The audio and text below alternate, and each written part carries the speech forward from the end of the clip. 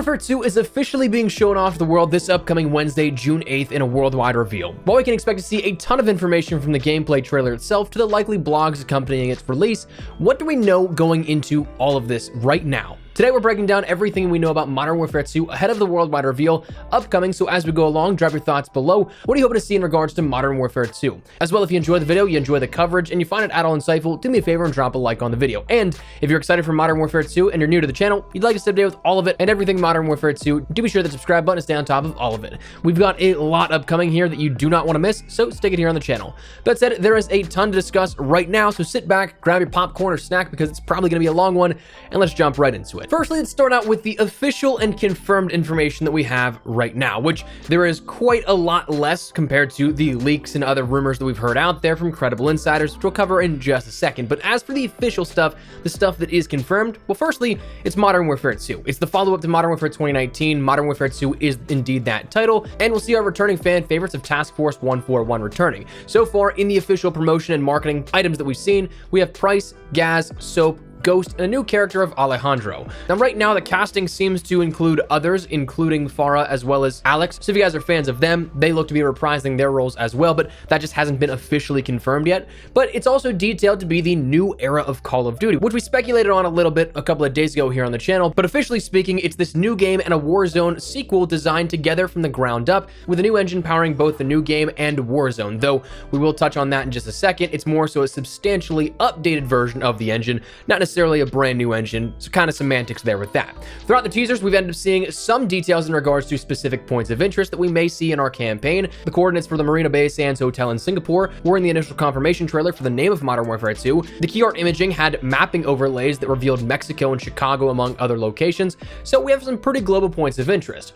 Now, if you're interested in seeing more officially, the full-on reveal of the game was set for June 8th at 10 a.m. Pacific time, which is 1 p.m. Eastern in the US, 6 p.m. in the UK, 7 p.m. in places in Europe like Berlin, and then for those of you guys the opposite way across the bigger pond and say Melbourne, Australia, that'll be 3 a.m. for you guys. So that was something that was confirmed a couple of days ago with the live action teaser trailer, which honestly I thought was really cool. I wish they do more live action stuff like that. Hopefully this year goes back to it. But another thing that followed that live action teaser trailer was an interesting thing that we saw Steam will be picking up Modern Warfare 2, a first for the COD franchise since Black Ops 4 began that exclusivity on BNet. But that said, Steam will not be having exclusivity on it. You can still pick this game up on BNet, and it might likely just even launch you into the BNet launcher from Steam, but it is something that looks to be expanding that horizon of how many players can be reached by putting it on both BNet and Steam for PC players. Now, as for platforms, of course, we do have PC, as we just mentioned, but in the leaked pre-purchase options from Vanguard's Season 3.5 update, we saw that the PlayStation exclusivity, unfortunately, is still intact, and we saw mention of the beta first on PlayStation 4 and PlayStation 5, meaning that we'll end up seeing Modern Warfare 2 on PS4, Xbox One, PS5, Xbox Series S and X, as well as PC, so hitting every single console available. Also, finally rounding out all the information here from the official capacity, it was announced by the CDL that professionals in the CDL actually had time to play the game, give some feedback on it and everything that goes along with it, being the earliest of those playtests we'd seen in COD history, meaning that the game should be in good state, that they're ready to show it off as early as they have. But let's talk about the unofficial stuff, the leaked info, the rumors that do have credible track records behind them, not just stuff that we see Modern Warfare lover 69420 putting out on Twitter or something like that. Let's start out on the multiplayer side of things, because that's probably where the vast majority of players really care about the information here with us. Firstly, again, it's said that the engine is an upgrade compared to Modern Warfare 2019, not new, but substantially enhanced, and that you'll see a major generational divide between PlayStation 4 and Xbox One to the current generation PlayStation 5s, as well as Xbox Series S and X consoles. Now, if this is the case, I would imagine this is the final game here on PlayStation 4 and Xbox One, but that's different speculation we can go into at a different point. A long while back, there was a massive list of weapons leaked, in which there were 25 weapons of, usually by like 40 comparison is that final number here. That's what Modern Warfare 2019 had at launch, but the 25 weapons that we saw leak back in, I want to say, January or February off the top of my head, with the ARs of the Mark 47, the DT-MDR, the Beretta ARX 160, and multiple AK variants. We had the SMGs of the MP5K, MP9, MP7, UMP45, and the VZ61, with marksman rifles to follow of the Keltec RFB and the M110 SASS. Shotguns included the Spaz 12 and the Savage M24. pistols of the AMT Hardballer, Beretta, and the CZP-09, snipers of the BFG-50 and the Chi-Tech Intervention, that one probably ringing a bell for you, the lever actions of the Winchester 97, Browning BLR, and the Savage M99, a launcher of the RPG-7, and the knives of the Karambit, Butterfly Knife, and Combat Knife. Now, that is something that list, of course, is not complete by comparison to what we likely will see as a full-on list, but is a pretty nice start here at this. Notably, it was mentioned that the weapons like the ACR will not be making a return in Modern Warfare 2, but we also saw conflicting reports from other insiders with credible records saying that it will be. So bear in mind that that could be something that initial larger list was something seen way earlier on in the year by comparison, and a couple of months' time is more than enough time to put a single weapon in on top of that. So it could happen, it could not, we'll have to wait and see. We also saw that there were a handful of Gunsmith leaks in which it was looking like Infinity Ward will be redoubling down on their efforts behind Gunsmith, featuring a myriad of different calibers, the 300 AAC Blackout rounds, 458, 45 ACP, 762, 350 Legend, 450 Bushmaster, and we also heard that we'll see a great number of grips, magazines, stocks, muzzle devices, and handguards. One thing that was interestingly mentioned, though, was a new feature called the Workbench, or potentially a rework of a workbench that we've kind of seen already in Modern Warfare 2019. Ralph's Valve, an insider that we've talked about here on the channel before and will reference quite a few times in this video, simply tweeted Workbench with a few emojis denoting what seemed like weapon tuning, cleaning. One thing that he's referenced in the past is that camos can be worn in Modern Warfare 2 with certain milestones for kills, giving that sort of battle-used effect to it, as well as a screwdriver for what may be potential upgrades. There also was the reference in the replies to that The Last of Us 2 would be a reference point here for that, so that'd be kind of cool to see how that all works out. He mentioned that weapon inspects during multiplayer matches, you'll be able to customize your weapon gunsmith, view stats, and more, similar to Battlefield 2042's live customization options, but he mentioned the UI seems considerably more comprehensive, which is really cool. I know there's a lot of things wrong with Battlefield 2042, and honestly, I stopped playing right after launch, but that was one of the really cool things that I liked on it from an accessibility standpoint. You could see that visually in-game, and it was a cool way to actually do it, I thought. Ralph mentioned that there'd be fun animations, but visually stunning as well, with potentially unique inspect animations that could give way to maybe secret animations. Again, something that we've seen in the past as well, but we'll have to wait and see. The firing range was also mentioned to be coming and is something that would be a huge addition in my book if it does indeed come, so I'm here for all of that. But that's kind of like a top-down content offering, but what about some of the gameplay details itself? That's where we can get into other insiders here, the Ghost of Hope, the Ghost of MW2, among others here, in which the Ghost of MW2 actually tweeted out quite a few things. We're gonna breeze through all these just because there's a lot here. He ended up saying that movement is faster than Modern Warfare 2019, but not as fast as Vanguard. Map design is led with the core concept of retaining the traditional Call of Duty experience while staying true to the Infinity Ward flair. Doors were seen in a number of different maps, but of course, them being present or missing from the final build is not 100%. Map designs seem to be similar to DLC maps from Modern Warfare 2019. Oil Rig, Condor Hideout, Sawmill, with a more brighter aesthetic. Combat pacing is seemingly returning, classic and blitz modes, though subject to change. The UAV, Sentry Gun, Chopper Gunner, and Soundwave or kill streaks that he ended up seeing. Soundwave apparently distorting hearing, similar to an EMP, but with audio instead of visuals. Classic minimap is there, but not final, likely being tested, though it's backed up here by more further confirmation that it will be there, but this is just kind of going in sequential order. These were said, and then the Ghost of Hope's details come a little bit later, clarifying a little bit more on this, but he also in February rounded out these details by saying the game looks remarkably polished for how far out it was from launch. Then the Ghost of Hope tweeted quite a few things. He firstly prefaced by saying that Modern Warfare 2 will change how the players approach picking their perks and their classes, and it sounds pretty interesting, but not that bad at the moment. And later elaborating by saying he's not giving details on specifics with perks, and their selection is changing in Modern Warfare 2, where you can choose 4 perks, meaning that you can choose 2 in the first column, 1 in the second column, and 1 in the third column. From what he was told, the first column is more so of choosing your play style, followed then by you cannot change it to be 2 perks in perk 2 or perk 3. It's only that perk 1.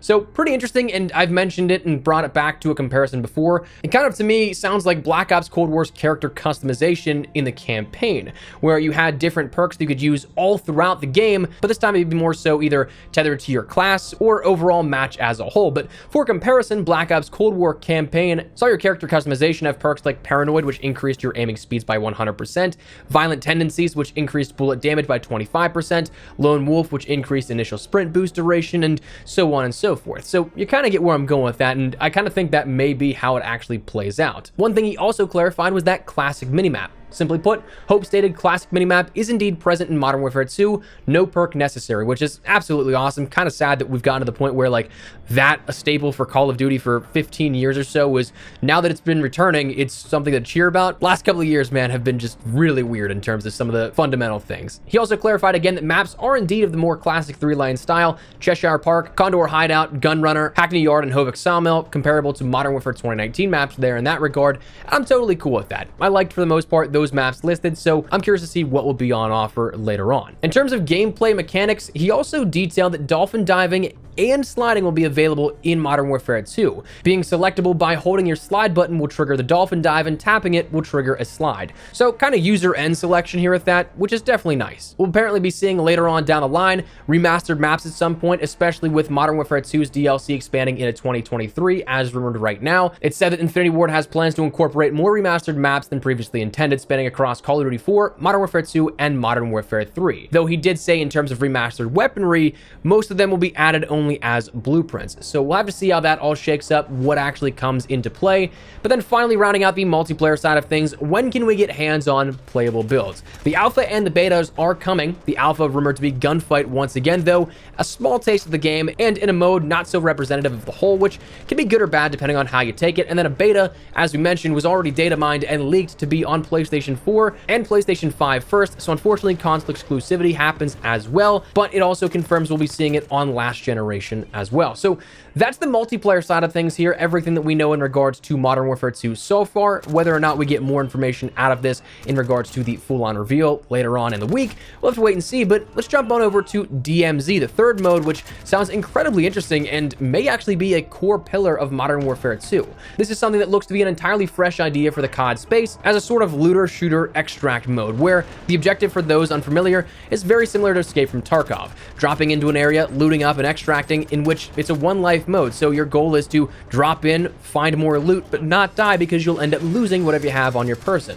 So this rumored third mode is DMZ, or Demilitarized Zone, and it's Call of Duty's take on this sort of gameplay formula. What I find kind of cool is that this is actually rumored to have been in development for Modern Warfare 2019, but then they eventually cut it. So this, technically speaking, could be something that is the longest in development project that we've seen in Call of Duty history. So pretty cool, no less. But we saw that the Ghost of Hope tweeted about this being in beta at launch. So not meaning that it will be in the beta of the game, but instead it will be in the beta format at launch, meaning that it's something that can kind of get around some of those loopholes in terms of updates, which should hopefully mean that we can see quicker changes made to the game mode. But he also stated that something like DMZ doesn't become final until the general public has gotten hands on it. It's such a large mode that it needs that maintenance.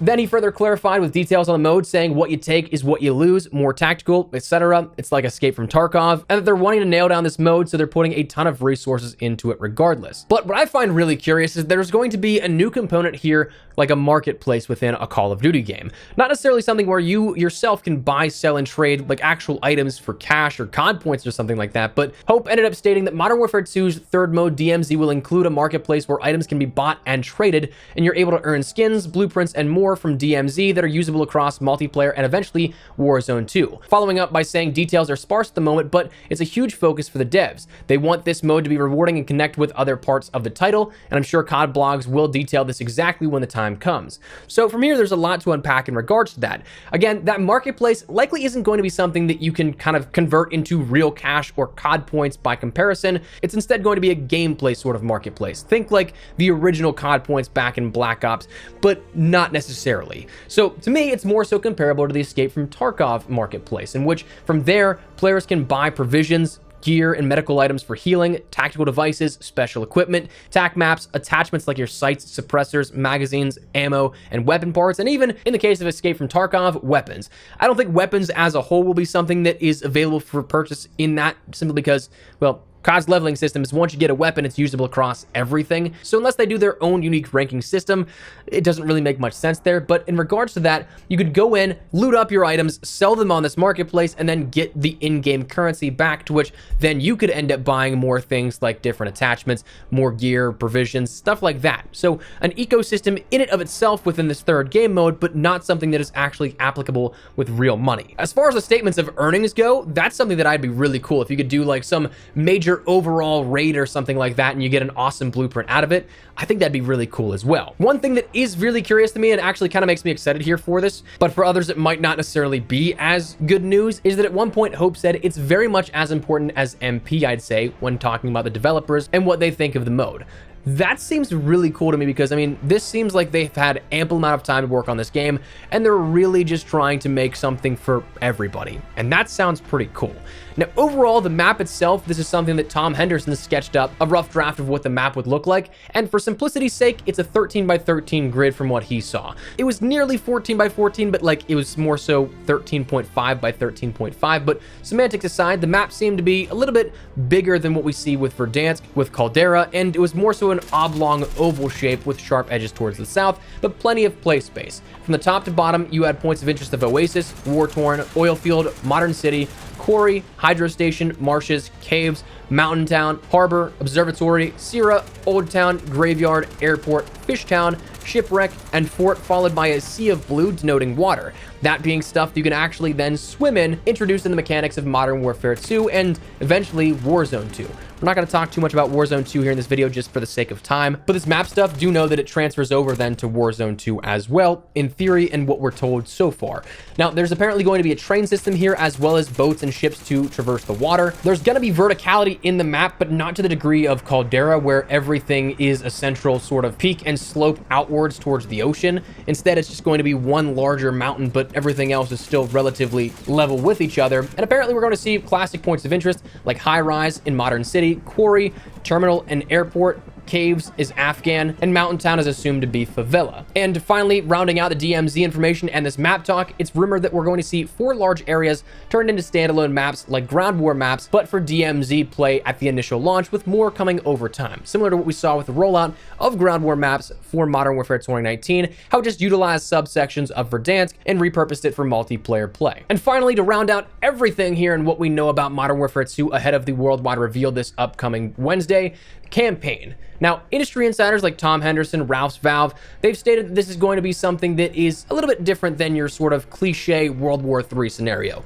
Currently, it's rumored that it's going to be a more stealthy and covert conflict with the game here, trading out those tanks and armored infantry weapons of Modern Warfare 2019 with more stealth outfits, rib boats, and more tactical gameplay nature. Rumored right now, Task Force 141 will be taking on a covert drug war with the Colombian cartels instead of taking on a global superpower, changing the pace up drastically compared to what we may know or think about when we think about the Modern Warfare series. One of the big things that Ralph first initially leaked here was that Modern Warfare 2's campaign sees Task Force 141 as more so a corrupt group of individuals. They aren't do-gooders, nor are they liberators, they're just wraiths operating in the moral gray. And the comparison that has been made by Ralph and several others is Sicario. The Sicario films here, most notably Day of the Soldado, seem to be that sort of talking point by comparison to where this narrative may indeed go. And as a fan of those films, that would be pretty awesome to see. That was a really good story, I thought. High action, high intensity, and honestly some moments that you weren't sure what was going to happen. So I would be very curious to see how this all shapes up. This is likely what we're going to see more on